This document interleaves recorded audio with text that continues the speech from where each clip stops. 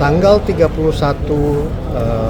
Desember tahun lalu itu saya keluar dari keanggotaan Gerindra. Pak Thomas, boleh dijelasin lagi nggak soal visi misinya, terus terkait dengan independensi BI, Pak, mungkin boleh ditekanin lagi, Pak.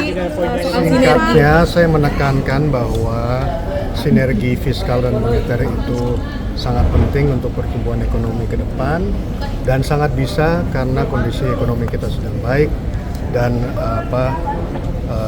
moneter dan fiskal memang sudah bekerja sama-sama.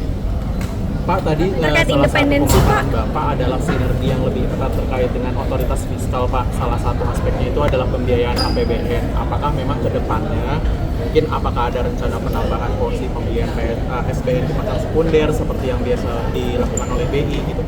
Itu adalah sesuatu yang sedang yang terus berlangsung ya, itu apakah ada dan tidaknya saya rasa itu berdasar.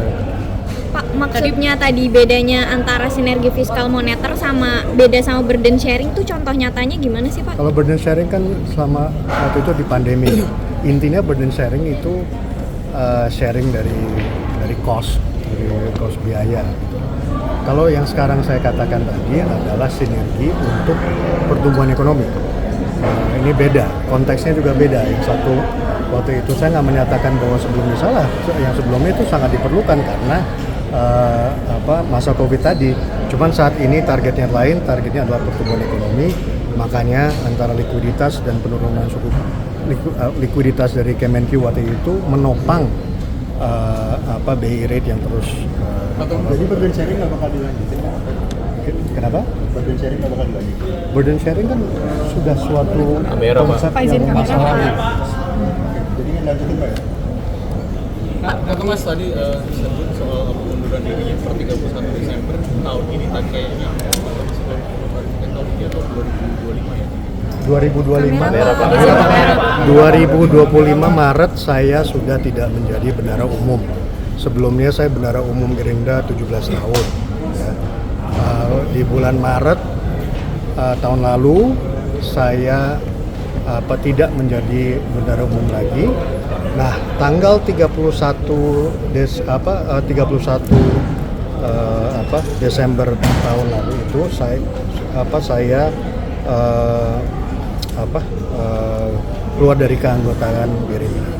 Pak, dari generasi muda, Pak, izin Pak, bagaimana Bapak meyakinkan kami usaha generasi muda bahwa independensi Bank Indonesia ke depan tetap terjaga karena mengingat bahwa sebelumnya belum merupakan dari Partai Golkar.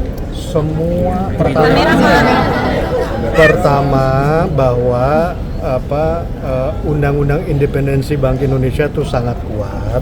Kedua, saya melewati semua proses yang harus dilakukan berdasarkan undang-undang itu.